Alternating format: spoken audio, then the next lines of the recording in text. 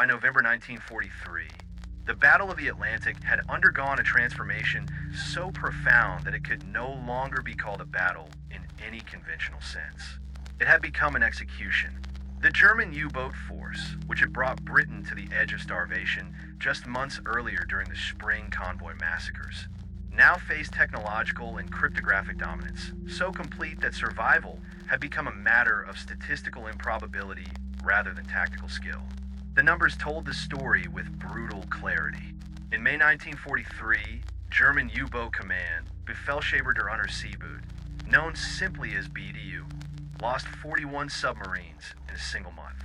Admiral Karl Donitz, the architect of Wolfpack tactics and supreme commander of the U-boat war, temporarily withdrew his boats from the North Atlantic convoy routes in what amounted to an admission of catastrophic defeat. When operations resumed in the autumn, they did so under fundamentally altered circumstances. The hunters had become the hunted. What the U-boat crews could not know, what even Donitz himself only dimly suspected, was that their communications had been comprehensively penetrated. Every encrypted message transmitted by Enigma cipher machines aboard German submarines was being intercepted, decrypted, and analyzed by Allied cryptanalysts at the Government Code and Cipher School at Bletchley Park. The intelligence derived from these decrypts, codenamed Ultra, allowed Allied naval commanders to route convoys away from waiting wolfpacks, to position escort groups with lethal precision, and to coordinate air patrols that could saturate patrol zones with long-range aircraft equipped with cinemetric radar that U-boats could not detect. The German submariners, veterans of years of brutal North Atlantic warfare, recognized that something fundamental had changed. They no longer achieved surprise. Convoys altered course before making contact. Aircraft appeared over empty ocean with impossible frequency. Depth charge attacks came with geometric precision, as if the enemy possessed advanced knowledge of submarine positions. Some commanders suspected betrayal.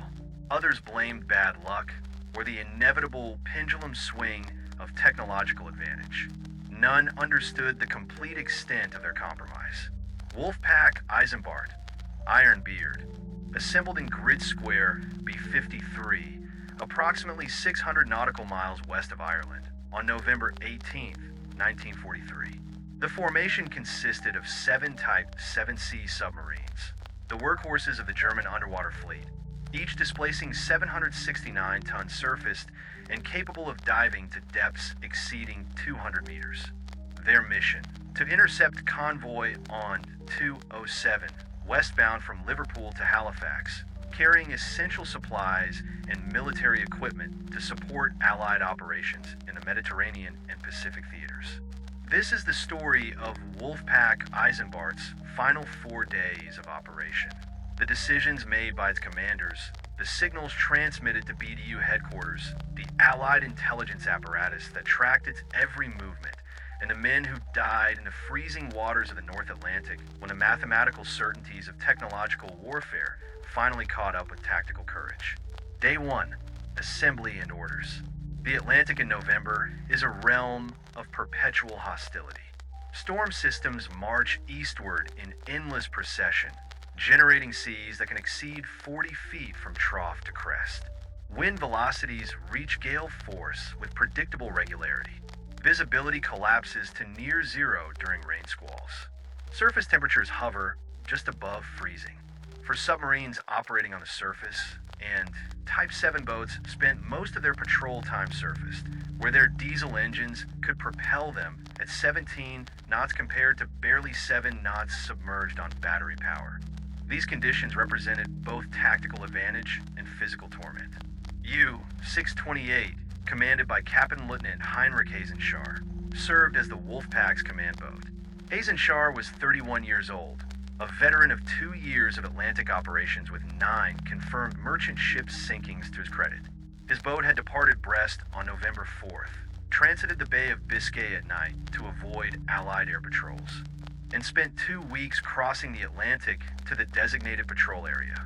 The crew of 44 men existed in a state of controlled exhaustion, their circadian rhythms disrupted by the 4 hours on, 4 hours off watch system, their bodies permeated by the smell of diesel fuel, unwashed humanity, and the mold that grew on every surface in the boat's perpetually damp interior.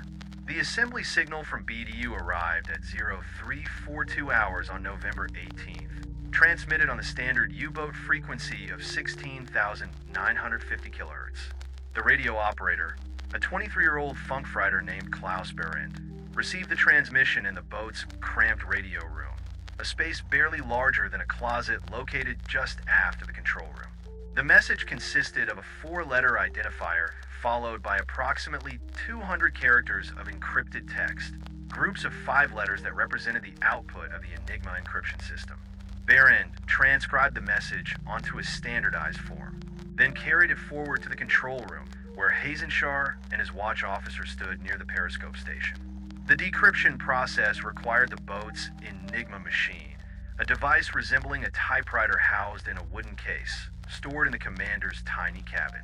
Hazenshar retrieved the machine, verified the correct rotor settings from the monthly key sheet, a document that specified which rotors to use, their starting positions, and the plugboard connections that determined the encryption key, and began the laborious process of entering each 5-letter group and transcribing the decrypted output. The message was operational rather than tactical. Coordinates for the patrol line formation, estimated time and position of the target convoy based on intelligence from BDU's analysis section, rules of engagement, and a standard exhortation to maintain radio silence except for contact reports or emergencies. The 7 boats of Wolfpack Eisenbart were to form a patrol line oriented northeast-southwest, spaced approximately 15 nautical miles apart, positioned across the projected track of convoy on 207. What Hazenshar could not know was that this message had been intercepted by Allied listening stations within minutes of transmission, forwarded to Bletchley Park, decrypted using captured Enigma machines and codebooks, translated, and delivered to the Admiralty's Operational Intelligence Center in London before dawn. Allied naval commanders knew the precise position of Wolfpack Eisenbart's patrol line before the German submarines had finished maneuvering into formation. The boats moved into position over the following 12 hours, navigating by dead, reckoning, and celestial sights when weather permitted. Communication between boats was forbidden except in emergencies. Radio silence was a fundamental principle of Wolfpack tactics, designed to prevent Allied direction-finding stations from triangulating submarine positions. The boats operated independently, but according to coordinated plans, each commander responsible for maintaining his assigned position while watching for the convoy that BDU intelligence predicted would arrive within 48 hours. Day 2. Contact and compromise. The convoy appeared on schedule, a testament to the predictable nature of maritime logistics and the accuracy of Allied sailing orders that BDU's intelligence section had partially reconstructed through traffic analysis and capture documents. U-628 made initial visual contact at 0618 hours on November 19th, when the watch officer spotted smoke on the horizon through the attack periscope during a routine sweep. The conditions were marginally favorable: heavy overcast, rough seas generating spray that reduced visibility, wind from the southwest at 25 knots. Hazenshar ordered the boat to periscope depth for observation. The convoy consisted of approximately 40 merchant vessels arranged in 8 columns, escorted by a close screen of corvettes and frigates, the standard pattern of Atlantic convoy defense in late 1943. More concerning were the destroyers positioned ahead of the convoy and on the flanks, modern ships equipped with Type 271 centimetric radar and advanced sonar systems that could detect submarines at ranges exceeding 2,000 yards. Most ominous of all was the presence of an escort carrier, visible in the convoy center, a small aircraft carrier converted from a merchant hull, carrying Grumman Avenger aircraft equipped with radar, depth charges, and acoustic homing torpedoes. The contact report required transmission despite the risk of radio direction finding. Hazenshar composed the message according to standard format: time, position, convoy course and speed, composition, weather conditions. The radio operator encoded it using the Enigma machine, then transmitted it in a brief burst on the designated frequency. The entire transmission lasted less than 30 seconds. Standard procedure designed to minimize the opportunity for Allied direction finding stations to obtain a bearing. But 30 seconds was sufficient. High-frequency direction finding stations in Iceland, Newfoundland, and the British Isles detected the transmission simultaneously. Within minutes, triangulation provided a position accurate to within 10 nautical miles. The intelligence was relayed to the convoy's escort commander aboard the destroyer HMS Keppel and to the escort carrier HMS Biter. Aircraft were launched immediately. 2 Avengers equipped with ASV Mark III radar, each carrying 4 depth charges and acoustic torpedoes. The other 6 boats of Wolfpack Eisenbart received Hazenshar's contact report and began converging on the convoy's projected track. This was standard Wolfpack doctrine. The boat making initial contact would shadow the convoy and transmit periodic position reports, allowing other boats to maneuver into attacking positions. The coordinated assault would come after nightfall, when the U-boats could attack on the surface using their superior surface speed and the darkness that rendered them virtually invisible to visual observation. But the Allied response had already begun. The convoy altered course 20 degrees to port based on ultra-intelligence that had provided advance warning of the Wolfpack's position. The escort screen deployed additional destroyers ahead of the convoy, creating a barrier that submarines would have to penetrate to reach firing positions. The escort carrier launched additional aircraft in continuous rotation, maintaining air coverage that transformed the ocean's surface into a killing zone where submarines could not safely remain surfaced. U-628 remained at periscope depth throughout the day, shadowing the convoy at a range of 8,000 yards, far enough to avoid detection by escort ship sonar, close enough to maintain visual contact through periodic periscope observations. The crew remained at action stations, rotating in shifts to manage fatigue. The atmosphere in the control room carried the particular tension that preceded combat operations. Quiet voices, minimal unnecessary movement, constant monitoring of instruments, the periodic hiss of compressed air as the commander raised and lowered the periscope for brief observation sweeps. The first aircraft appeared at 1,147 hours. The watch officers spotted it through the periscope, a dark silhouette against the overcast sky, flying a search pattern approximately 3 miles distant. Hazenshar ordered an immediate crash dive to maximum depth. The boat descended in controlled fall, flooding ballast tanks. Diving planes angled downward, the hull creaking under increasing water pressure as depth gauges registered 50 meters, 75 meters, 100 meters. The crew maintained absolute silence, knowing that any noise, dropped tools, unnecessary conversation, even heavy footfalls, could be detected by escort ship sonar. The aircraft passed overhead. Its radar had detected the U-boat's periscope wake on the surface. The characteristic disturbance that even a briefly exposed periscope created in rough seas. The pilot radioed the position to HMS Keppel. Destroyers altered course to investigate. The mathematical net was tightening. Day 3, the hunted. By the morning of November 20th, Wolfpack Eisenbart had scattered. 3 boats had attempted night surface attacks on the convoy and been driven down by radar-equipped escorts. U-772 had been damaged by depth charges and forced to abort patrol, transmitting a distress signal before diving deep and withdrawing eastward toward France. U-441 had simply disappeared. No distress signal, no further transmissions, presumably sunk by aircraft or escort ships without opportunity to report its situation. U-628 remained submerged, running on battery power, moving slowly at depths exceeding 100 meters to avoid detection. The boat's batteries, fully charged when the dive began, would sustain submerged operations for approximately 36 hours at minimal speed before depletion, forced to return to the surface for recharging using diesel engines. This created a tactical dilemma that dominated submarine warfare in the Atlantic. Batteries provided stealth, but limited endurance. Surface operations allowed unlimited range and battery charging, but exposed the boat to radar detection and air attack. The crew existed in a state of suspended animation. Off-watch personnel lay in their bunks, conserving energy and oxygen. The The boat's atmosphere had grown thick and stale. The carbon dioxide scrubbing system could only partially compensate for the respiration of 44 men in a sealed pressure hull. Movement was restricted to essential tasks. Conversation occurred in whispers. The only sounds were the quiet hum of electric motors, the occasional creak of the hull under pressure, and the distant, periodic ping of searching sonar from escort ships that prowled the area like wolves searching for wounded prey.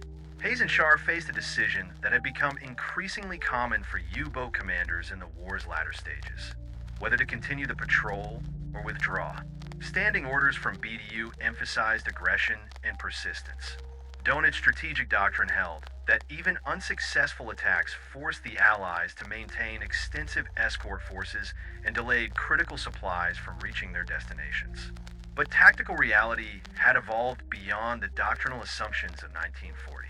Submarines that persisted in contact with well-defended convoys died with increasing reliability. The mathematics of attrition had shifted decisively against the U-boat force. At 1823 hours, Hayes and Shar composed a situation report for transmission to BDU. The message described the convoy's heavy escort, the presence of carrier-based aircraft, the depth charge attacks that had damaged 2 Wolfpack boats, and a recommendation to withdraw remaining units from the operational area. The radio operator encoded the message using the Enigma machine, a process that took approximately 15 minutes. Entering plain text, transcribing the encrypted output letter by letter, organizing the result into 5-letter groups suitable for radio transmission. The boat surfaced at 19:07 hours, bursting through the wave crests into the howling darkness of a North Atlantic night. Diesels roared to life, simultaneously propelling the boat and charging batteries depleted by 16 hours of submerged operation. The radio operator extended the telescoping antenna and began transmitting on the standard U-boat frequency, the encrypted message flowing outward into the darkness at 15 words per minute in Morse code. The transmission lasted approximately 2 minutes, longer than tactical doctrine recommended, but necessary to transmit the complete situation report. Allied direction finding stations detected it immediately. The bearing was relayed to HMS Biter, which launched 2 Avengers despite darkness and marginal weather. The aircraft carried radar that could detect submarine conning towers at ranges exceeding 10 miles. U-628 remained surfaced for 47 minutes, charging batteries and running eastward at maximum surface speed.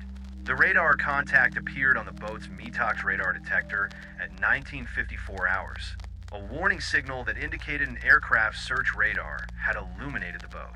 Hayes and Shar ordered a crash dive. The boat submerged in less than 40 seconds, flooding ballast tanks, main vents open, the conning tower hatch sealed as seawater poured over the deck. The Avenger arrived 30 seconds too late to attack the surfaced boat, but the pilot noted the position and radioed it to the escort commander.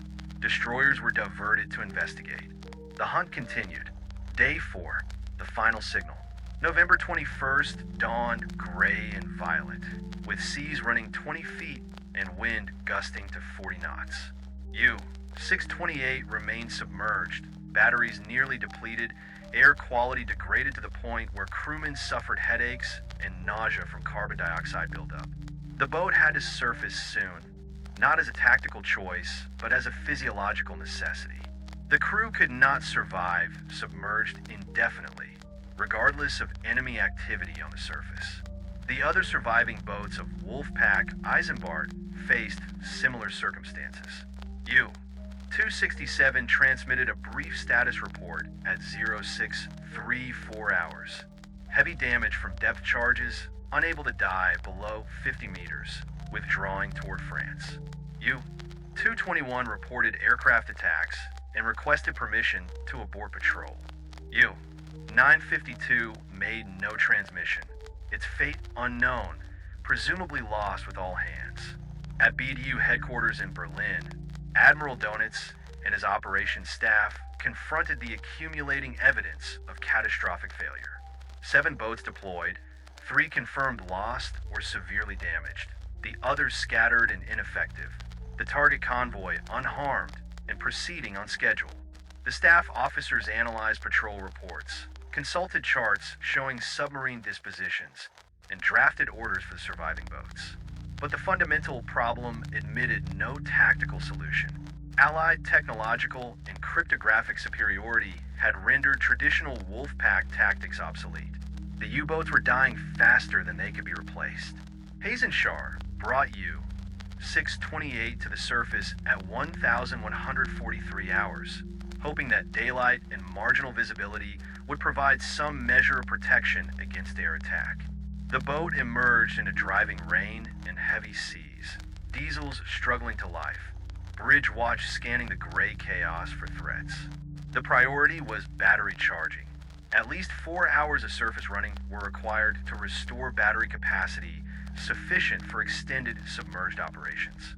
The radar contact appeared within 17 minutes. METOX detection equipment registered the characteristic pulse of ASV Mark III radar.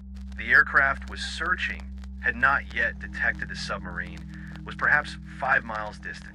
Hayes and Shar faced the calculation that had killed so many U-boat commanders in 1943. Dive immediately and risk battery depletion that would force another surface exposure within hours, or remain surfaced and hope to outrun or fight off the aircraft. He chose to remain surfaced, ordering the boat to maximum speed and manning the conning tower anti-aircraft armament, two 20mm cannon that represented the submarine's only defense against air attack. The crew knew the statistical reality.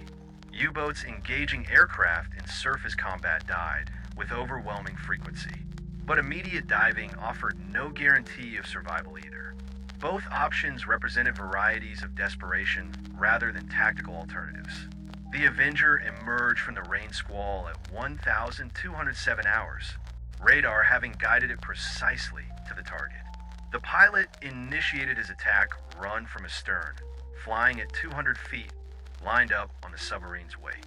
The 20mm gunners opened fire at 800 yards, tracer rounds arcing upward into the gray sky, a gesture of defiance against mathematics.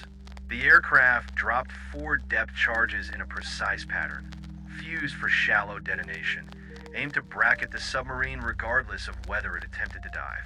The explosions erupted in massive columns of white water, shock waves hammering the pressure hull, lifting the stern and twisting the boat violently to starboard. Hull plates buckled, seals ruptured, high-pressure air lines fractured. The control room flooded through a split seam in the pressure hull. Hayes and Shar knew immediately that the boat was dying. The depth gauge showed uncontrolled descent. Electric motors had lost power. Ballast pumps were inoperative. The hull was flooding through multiple breaches. Standard damage control procedures had become irrelevant. The boat would sink within minutes. He ordered the radio operator to transmit a final signal. Position, circumstances of loss, request that BDU inform crew families. The operator reached the radio room, now ankle deep in seawater, grabbed the Enigma machine, and attempted to encode the message. But there was no time for encryption, no time for proper procedure. He transmitted in clear language, a brief burst in plain Morse code. U-628 sinking position B-53 aircraft attack Hayes and Shar. The transmission lasted 11 seconds. Allied listening stations recorded it, a final scream into the void, the death cry of another submarine lost to the statistical certainty of technological warfare. The signal provided no intelligence value to the Allies. They already knew the boat's position, already knew it had been attacked, already knew it would sink. The transmission existed solely as a memorial gesture, evidence that U-628 had fought and died, that its crew deserved recognition for courage even in defeat. The boat sank stern first in 400 meters of water. 31 crewmen went down with it, trapped in compartments that flooded too rapidly for escape. 13 men reached the surface, including Hayes and Shar, struggling in freezing water amid heavy seas that reduced survival time to perhaps 15 minutes. The Avenger circled overhead, radioing the position to rescue vessels, dropping a life raft that was immediately swept away by wind and current. HMS Keppel arrived 47 minutes later. The destroyer's crew recovered 4 survivors, all suffering from severe hypothermia. 9 men had already succumbed to the cold. Hazen Shar was among the recovered, unconscious, body temperature 28 degrees Celsius, barely alive. He would survive his hypothermia, but never return to sea service. The war, for him, had ended in the North Atlantic's frigid waters. Epilogue: the silence after. Wolfpack Eisenbart ceased to exist on November 21st, 1943. Of 7 boats deployed, 5 were lost in 4 days of operations. The remaining 2 withdrew to French bases, both severely damaged, neither combat effective. The target convoy reached Halifax without losses, its cargo delivered intact to support Allied operations across multiple theaters. The final tally reflected the broader pattern of U-boat warfare in late 1943, catastrophic losses for negligible results. Admiral Donitz continued to order aggressive operations, driven by strategic calculation that the U-boat campaign must continue regardless of cost, that even unsuccessful attacks justified the Allied resources devoted to anti-submarine warfare. But the mathematics of attrition had become unsustainable. Germany built submarines faster than any nation in history, yet lost them faster than they could be replaced with trained crews. The encrypted signals from Wolfpack Eisenbart, the operational messages, contact reports, situation updates, and final distress calls were intercepted, decrypted, and filed away in Allied intelligence archives. The ultra-secret remained protected for more than 3 decades after the war's end. German submariners who survived the war never learned that their communications had been comprehensively penetrated, that every encrypted message had been read by the enemy, that the courage and skill they demonstrated had been negated by cryptographic failure beyond their control or comprehension. The wreck of U-628 remains on the Atlantic floor, undiscovered and unmarked, its precise position uncertain despite the coordinates transmitted in that final desperate signal. The 31 men who died aboard her have no grave except the ocean itself, no memorial except the fragmentary records preserved in naval archives and the fading memories of the 4 survivors who eventually returned to shattered homes in a defeated nation. The radio equipment from the boat, the Enigma machine, the transmitter, the codebooks, and cipher materials sank with the hull, adding one more set of encryption devices to the dozens already lost in the Atlantic's depths. The Allies recovered Enigma machines from other captured and sunken U-boats throughout the war, each recovery providing additional cribs and confirmatory material for Bletchley Park's cryptanalysts. But U-628's Enigma went to the bottom unrecovered, its rotors and plug board settings frozen in whatever configuration they held during that final. Unencrypted transmission. The historical record preserves the operational details, dates, positions, unit designations, casualty figures. But the human experience of those final days, the exhaustion, fear, cold, hunger, the particular quality of courage required to continue fighting when mathematical certainty indicated that death was inevitable, exists now only in the fragmentary testimony of survivors and in the imagination of those who study the documents and attempt to reconstruct the lived reality behind the statistical abstractions. In Berlin, BDU headquarters received U-628's final transmission and filed it among the growing collection of such signals that accumulated throughout late 1943 and 1944. The operations staff noted the loss in their daily situation report, updated the charts showing submarine dispositions in the Atlantic, and planned the next patrol deployments. The war continued. Submarines continued to sortie from French and Norwegian bases. Crews continued to die in actions that grew increasingly futile as Allied technological superiority became absolute. The Wolfpacks, Donitz's great tactical innovation, the coordinated submarine formations that had nearly severed Britain's maritime lifelines in 1941 and 1942, ceased to function as effective operational formations by early 1944. Individual boats continued to operate, achieved occasional successes, sank Allied vessels through a combination of skill and luck. But the strategic initiative had shifted irreversibly. The Battle of the Atlantic was over.